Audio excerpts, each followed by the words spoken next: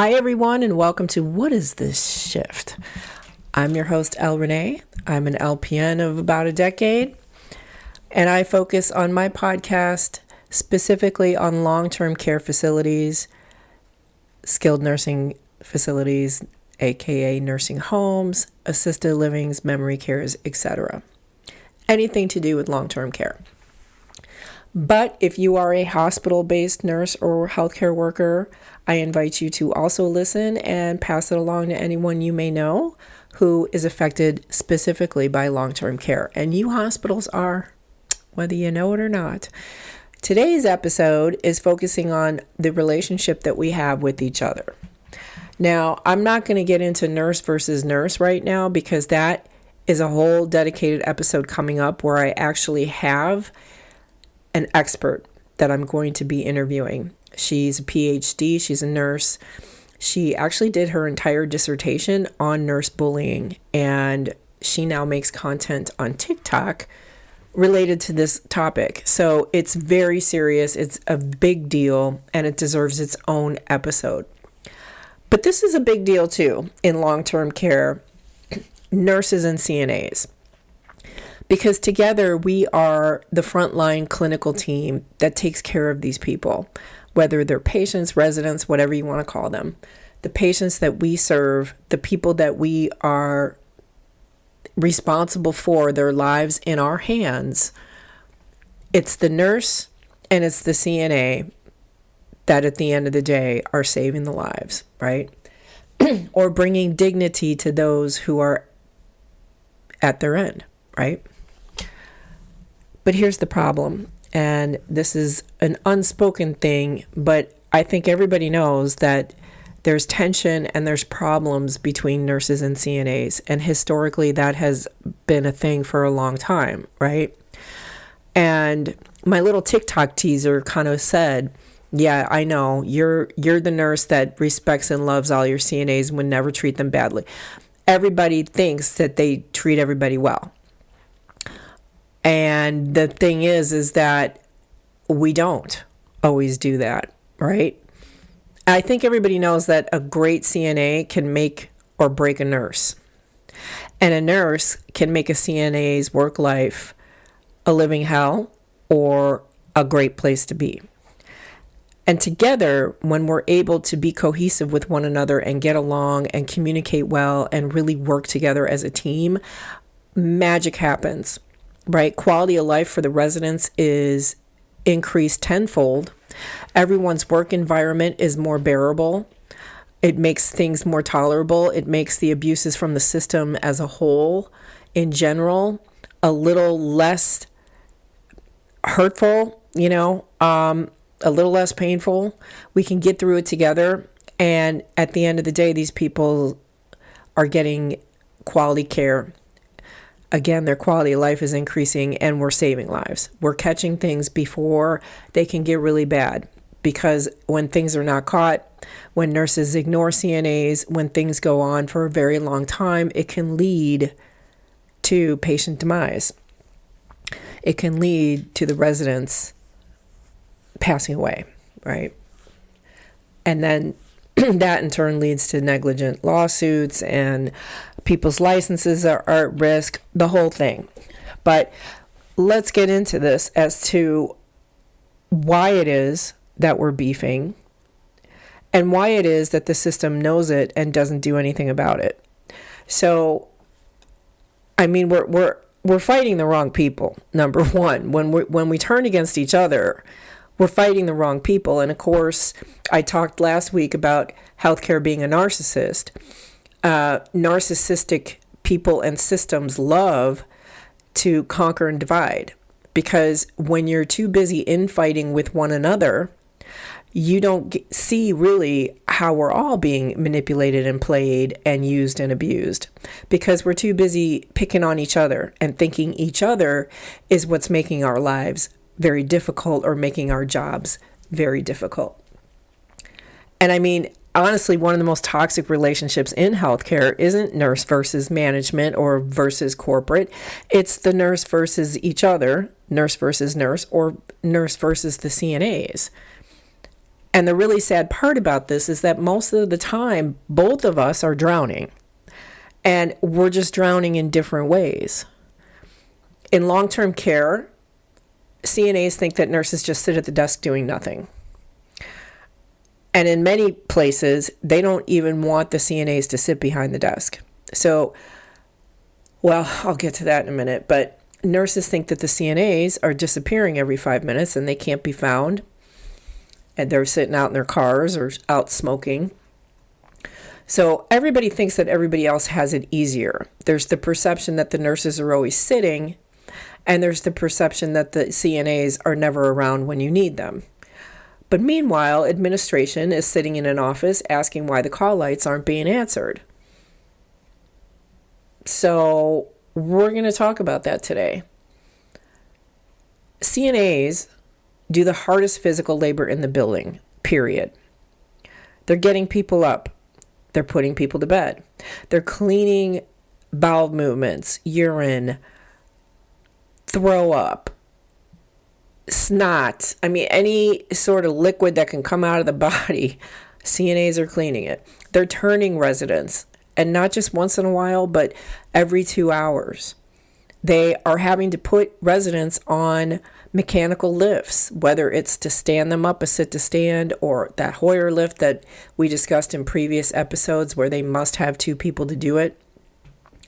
And none of that's easy because typically the people that need that are unable to even bear weight on their feet, or they are grossly overweight. So they can't be moved other than with mechanics, right?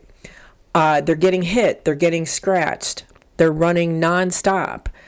They are standing in a hallway charting. They don't even get to sit down to do their charting. They are expected to keep track of things like bowel movements and input and output of food, and they deliver the food trays, and they do so much, and much of it is physical.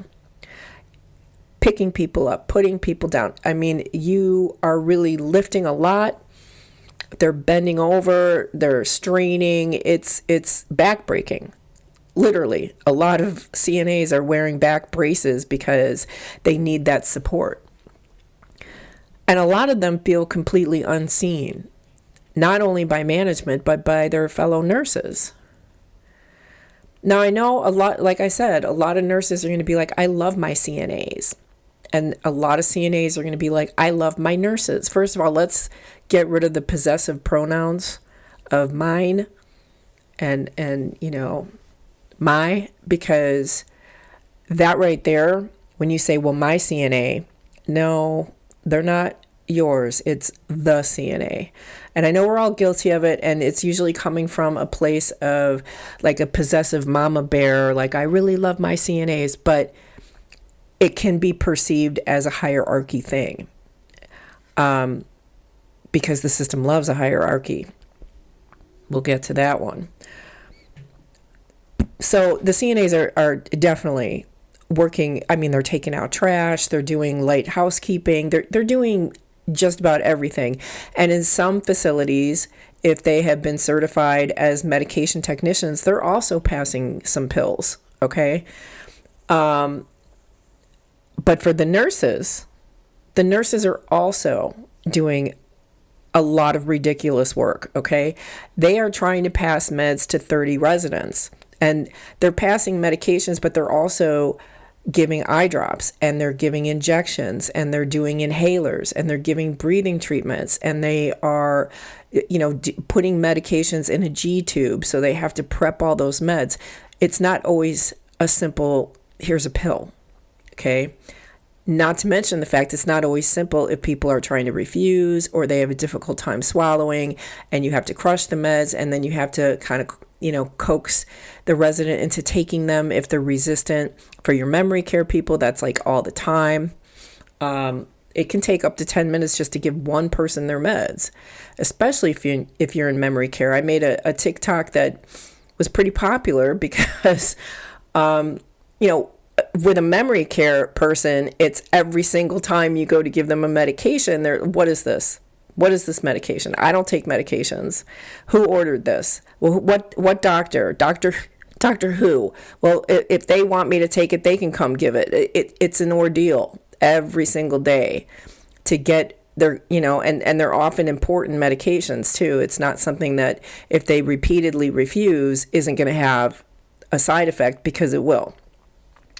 So, they're passing meds to all these people within a time parameter. I don't know if CNAs are aware of the fact that we are only allowed to give medications an hour before they're ordered or an hour after. So if it says on our computer, on the medical med administration, the EMAR, the electronic medical administration record, this is the thing that tells us what to give and what time. Let's say it's at 8 o'clock in the morning. We can start our med pass at 7 a.m. and we can continue to give meds until 9 a.m. So we have an hour before and an hour after. Otherwise, we are out of the parameter, and not only could that interfere if they take medications more than once a day, like the same med more than once a day, excuse me, state can ding you if they see that. And that's why on certain software systems, the medication will turn red when you're out of the time. So you're kind of in a mad rush to get all these medications in these people, these 30 residents. You have to sometimes the nurses have to get the vitals.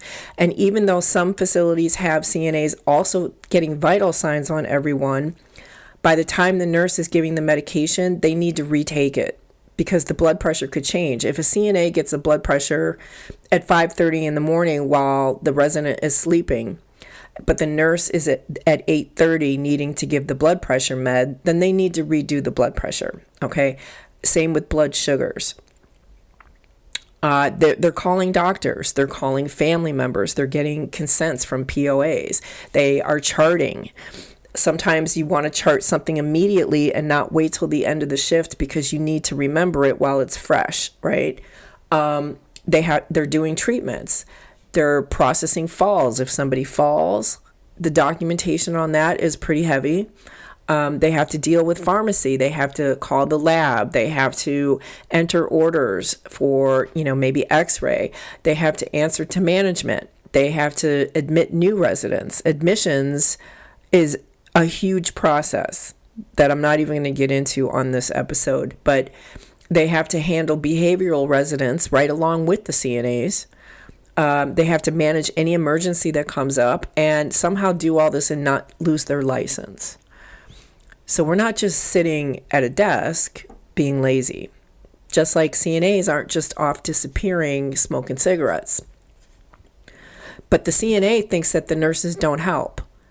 They'll ask a nurse to do something, and to be fair, sometimes they do get that nurse that's like, I'm not doing that. That's not my job. I didn't go to nursing school to do that. And they will ask the CNA to do things that they could have easily done. Like you were just in the room. You couldn't have put them on a bedpan. Like, go ahead and put them on the bedpan and then let the CNA know. Or they need some more ice, go ahead and go get them some more ice. I've literally seen nurses, they'll walk out of the room and be like, hey, Mrs. Jones wants some more ice. Can you go get it to her? Now, depending on how busy the nurse is, there may be a good reason for that. But some nurses they're just that way. They think that they are better than doing the CNA functions, if you will. And I can see where that would breed resentment. But I don't think that most nurses are like that. But if you have one or two, your anecdotal experience is going to think everybody's like that. Most of the nurses are like that. And the nurse thinks that the CNA doesn't understand their job or their pressure. And both of them are right, though. Right? Because a lot of the times the nurses aren't helping. And a lot of the times, the CNAs don't understand the depths in which we are expected to chart. And charting, especially in a skilled nursing facility, is huge for reimbursement. So if you want to get a raise at the end of the day, CNAs are going to care about that, right? If you all want more money, your nurses have to document correctly. And we have to be the eyes for Medicare in terms of the level of care that somebody needs. So it's super important that you chart as CNAs, but it's super important that nurses do. So ultimately we all get paid, right? And to cover all of our asses. Let's be fair. Every time I've walked into a room to give medications and somebody has daytime TV on, every other commercial is, do you have a loved one in a nursing home? So we want to make sure that we are covering ourselves, because you don't know when something might end up in court. And it may end up in court 5 years later. So you want to make sure that you're documenting in real time and that you're very specific and thorough and covering yourself. So that's another important reason to document, because I don't know if CNAs are aware, but one of the first things you learn in nursing school is that if you don't document something, it didn't happen. So it doesn't matter if you say, no, I gave Mrs. Jones her meds. If you didn't document that you gave them, then you didn't in the eyes of the law.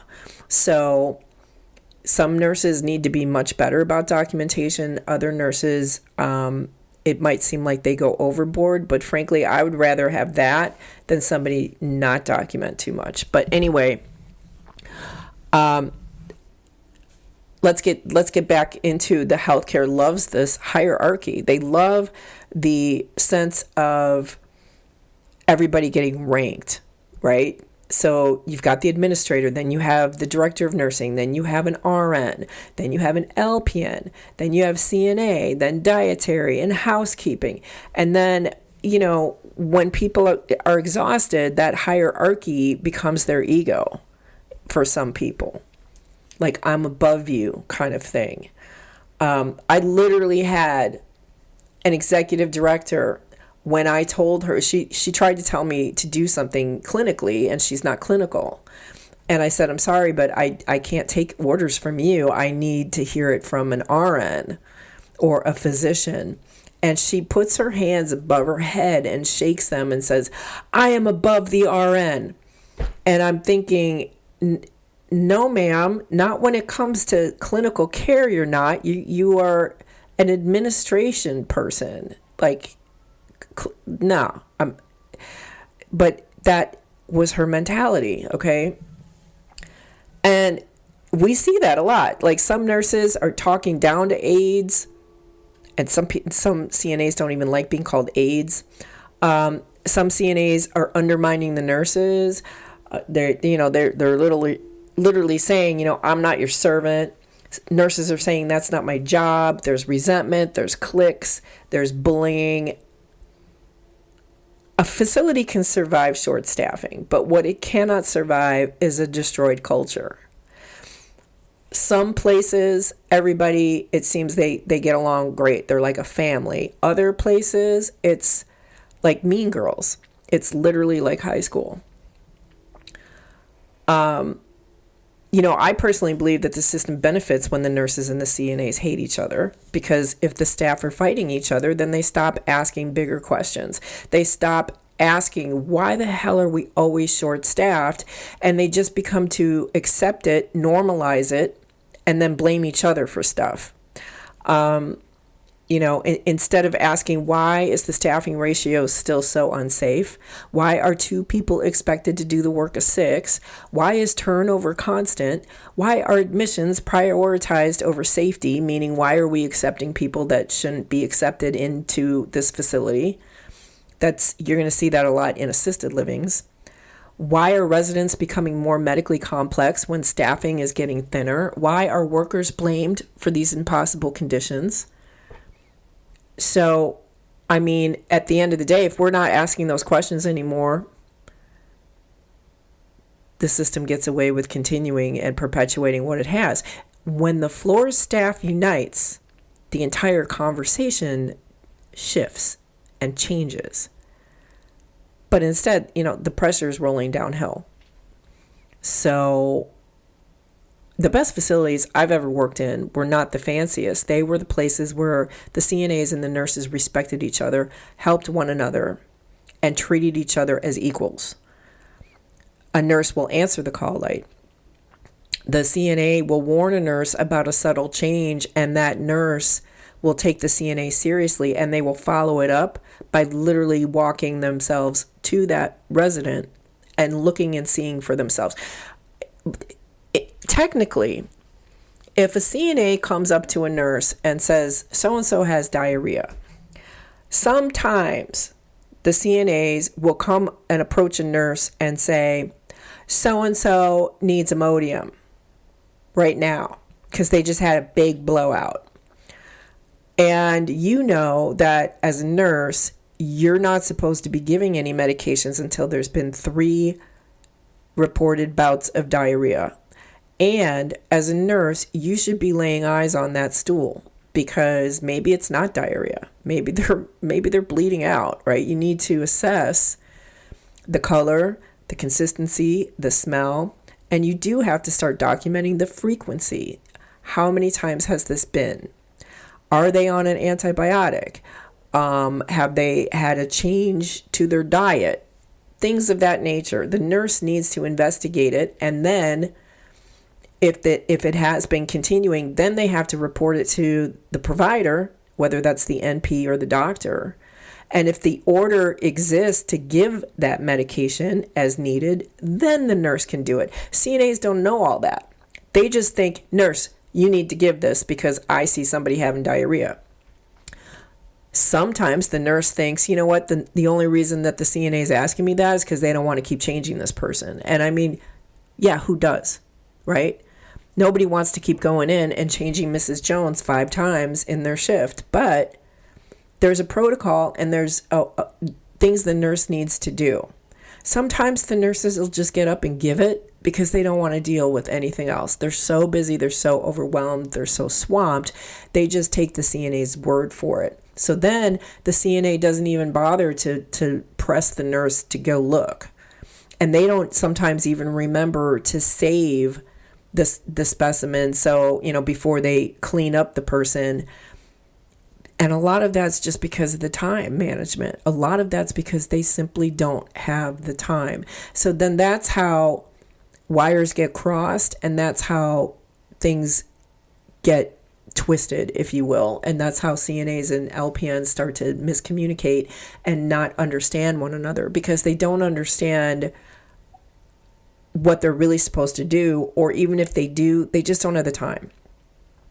A lot of CNAs will feel that they go up to the nurse with a finding or with something that they've noticed, and they, quite frankly, know that resident better than anybody else, sometimes even better than their family members, right? So they're the first people to notice a change of condition in somebody, whether it's their mental status or a physical thing.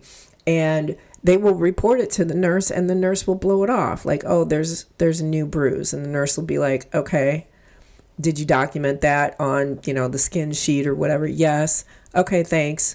Right? The nurse should be actually investigating to see whether that's already been reported.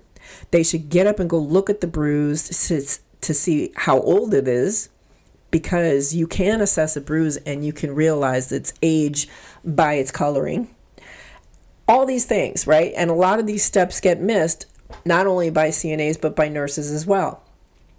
But what happens is that the CNA thinks the nurse doesn't care and is blowing it off and is being negligent. And then the nurse feels like the CNA is trying to tell them what to do or reporting something that's petty. A bruise is not petty, but some nurses may feel that it is, right? This is what I mean, not knowing the position of nursing. A lot of nurses have been CNAs, and you can always tell which ones those have been. And it is said, though, that the nurse can do the CNA job, but the CNA can't do the nurse's job. Like, the CNA can't give most meds. The CNA is not able to document for the nurse. The CNA can't do specific treatments. They're not supposed to do this, that, or the other thing. But the nurse can certainly help change someone. The nurse can definitely help put somebody on a Hoyer lift. The nurse can definitely help deliver a room tray or take the tray out of the room when they go in there to give meds and it's just sitting on the patient's bedside table. They're clearly done with it. There's nothing stopping the nurse from picking it up and taking it out of the room with them and putting it in the tray holder that's usually just standing in the hallway. These are the little things that count. The nurses say, I'm overwhelmed, I'm swamped, I can't do the CNA job. And the CNAs can't do the nurse's job, but they wonder why they can't get help. Like, why won't this nurse come in and help me, with this brief? Why won't the nurse come in and do X, Y, Z? There's going to be bad nurses and there's going to be bad CNAs no matter where you go. There's going to be lazy people. There's going to be people who feed into this hierarchy bullshit of like, I'm more important, I'm better, I have this acronym next to my name, you're beneath me. But the other thing too that I feel is that I see a lot of is, yes, there's those types of people and there's nothing you can do about that except ignore them, call them out, and check them and clock them, if you will, when you see that kind of behavior towards somebody. You can definitely write up CNAs if you're a nurse, and as a CNA, you can definitely report a nurse to their supervisor, to the ADON or the DON. There's no reason why you should feel that you're not getting support on the job. But teamwork while people are having a behavioral escalation, helping people reposition. I constantly have had CNAs stop me in the hallway and say, hey, can you help me pull this person up in bed? Because for whatever reason, residents are always sliding down in the bed. And you have not worked in long-term care long enough yet if you haven't accidentally hit a head against a headboard pulling them up by the draw sheet. But there's no reason why a nurse can't dip in and do that. That takes 30 seconds, if that. Asking, what do you need? Whether that's the nurse asking the CNA that when they have a little bit of downtime, or the CNA asking the nurse, is there anything you need? Mutual protection, having each other's backs. If a family member starts coming off on a CNA, the nurse steps in and, says that's not appropriate. Do not talk to this person like that. I feel that this subject is something that I could go on and on and on about, because a good CNA can save a nurse. A good nurse could save a CNA, and both can save the residents, right? A CNA reports skin breakdown, like the skin is getting reddened. If the nurse ignores that and the skin continues to break down and then becomes a pressure wound, now we're getting into an area where it's harder to treat, and it could, at the end of the day, lead to a terrible wound that could cause sepsis, and the resident passes away, right? They die. That's why it's really important that no matter how petty the finding may seem, that nurses follow up and that they take CNAs seriously. CNAs may not be nurses, but they do know quite a bit. And you do learn on the job kind of through osmosis. I mean, when I was an ER tech, I learned a lot just being in the emergency rooms for 10 years. And so that really has helped me as an LPN. In ways that most LPNs don't have that experience. So when somebody's been a CNA for 10 years, they are probably more adept at identifying a wound than I am. So, because they've seen so many. I just think that we need to give each other way more credit and way more respect, and understand that both of our roles are very intense. They carry a lot of weight and responsibility, but really nobody's better than anybody. And that's, I think, the thing that people don't seem to understand, because yes, technically, when I'm on the floor, a CNA, I'm the supervisor for the CNAs. That's what we're told as nurses, that if the nurse managers are gone, Like, let's say it's a Saturday. Nurse managers are gone. I'm the LPN on the floor. I'm the boss of the CNA. Now, I don't really know what that means. Like, am I supposed to discipline them if they do disappear for a half hour and they weren't on break? Am I supposed to yell at them if they are being insubordinate? Am I supposed to write them up? Can I fire them? Like, here's the thing. Even though they say that we are the supervisors of the CNAs and we can tell them what to do, they're not paying me enough to be somebody's boss on top of all the stuff that I'm doing. Like, give me management pay then. Because if you're going to have me as an acting manager for these people, then treat me accordingly. But don't. And that comes back to like having people do the jobs of 8 other people, right? No, my expectation is that CNAs are adults. They are grown-ass people. This is a job. This isn't just a job. This is a career that, you can go up the ladder if you want. Many CNAs are CNAs because they have aspirations to become nurses. Many nurse practitioners started out as CNAs. So CNA is a very respectable position and it should be treated as such.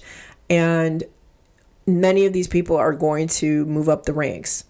But there's nothing wrong with being a career CNA either. I've met women who've been doing it for 30 years and they're fabulous at what they do. And they could be honorary nurses based on everything that they know. And they know a lot more than me because I'm not very good at CNA stuff.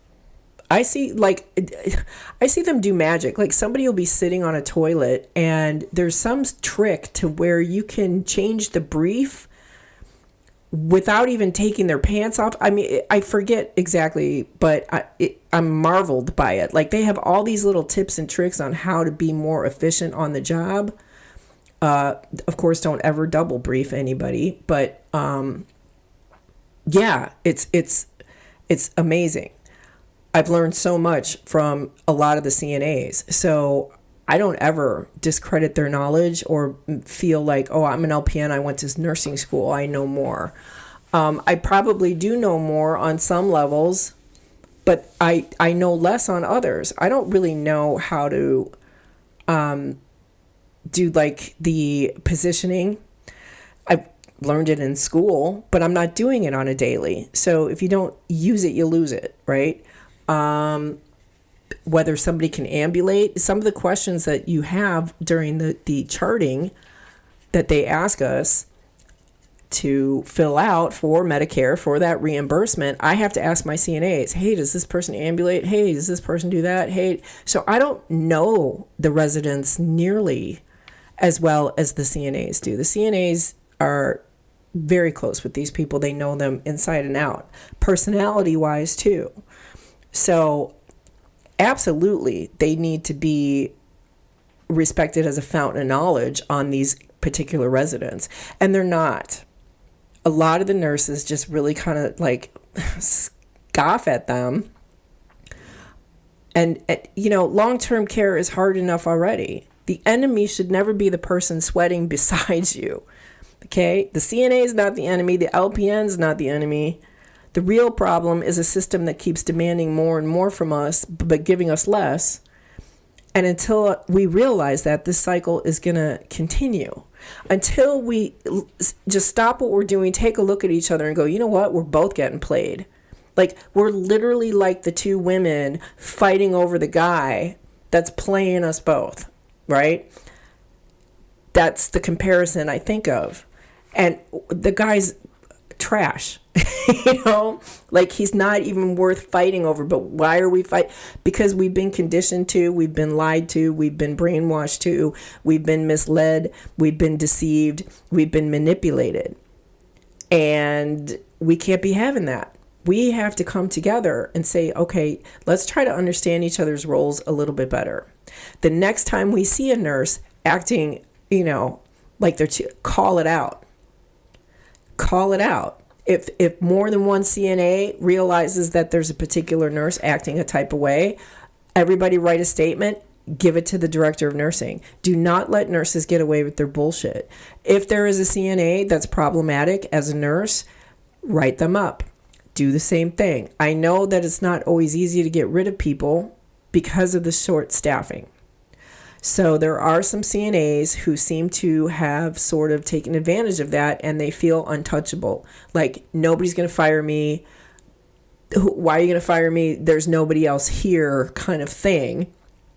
And they're kind of right. If there's only 2 CNAs on a hallway, what are you going to do? It's almost like, I dare you to fire me. But nobody's untouchable because you're a liability to patient care at that point. I picked up an agency shift, and I was working in a nursing home in Chicago. And a CNA got into it with a nurse.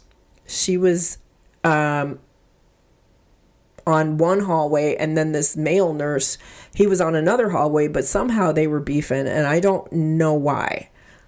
All I know is she started screaming at him in the middle of the hallway, going off, and he was stunned, like he's shocked, like, what the? But then he's like, you better stop, you better stop, you better stop. And she got real close to his face, and I had to jump in and be like, hey, we're not doing this here. We are not doing this. So then she turned right around. She left. She just walked out, abandoned the shift. Now, I'm an agency nurse. I'm not exactly sure what my responsibility here is. Because she's not my CNA. She's not the CNA for my hallway. Okay, so I don't know what's happening. Like, he's the nurse that has to deal with that. So I believe that he did call the supervisor and do all the things. But the next time I went back, she was there. Like, what? Wait, what? So that's very frustrating too for nurses, because when you see completely inappropriate behavior that is not addressed because facilities are afraid to lose their CNA, that is problematic to me, because it doesn't matter if the CNAs are not acting appropriately, if they are bringing drama and potentially violence to the workplace. Nobody needs that. That was unhinged and uncalled for, and that CNA should not have a job there anymore, in my opinion. There's disciplinary action, right? You can discipline somebody for, okay, you didn't answer a call late, and you told the nurse, fuck you. That's a disciplinary action, but that was just over the top, unacceptable, and it affected other residents as they came out of their rooms and they're like, what's going on? And that was just ridiculous. And of course, if nurses see behavior like that, they're going to start thinking that CNAs are beneath them. But some nurses can act very, ratchet as well, and very crazed. Like I said, there's going to be bad people in all sectors. But at the end of the day, it's really important for us to all try to get rid of the bad ones. So people need to speak out. They need to write statements. They need to be heard, because if you think that there's bad nurses and you're not alone in that, that needs to be said. And same with CNAs. I mean, if we need to start holding each other accountable and get rid of the ones that are making all of our lives messy. And then that leaves the good ones, and then we can band together and be like, yeah, no, we're not going to show up anymore when there's just, one nurse and 2 CNAs and 60 people to take care of. Yeah, we're not doing that. So as long as we're not doing that, though, and we're just gossiping amongst each other, we're just holding resentment, and we're not, banding together, then the system gets away with continuing to keep us in these trenches that are really just, I hope in the future, maybe even 50 years from now, they'll look back and go, my God, that was barbaric. Can you imagine having 30 residents?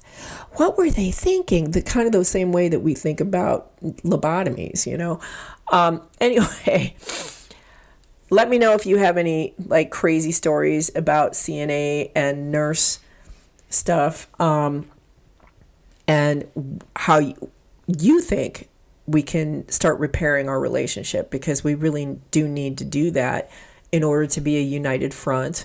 And if this episode hit home for you, please, share it with another healthcare worker. And if you work in long-term care, thank you. If you are a CNA in long-term care as a nurse, I am personally thanking you. Seriously, because most people have no idea what happens inside these buildings every day except us.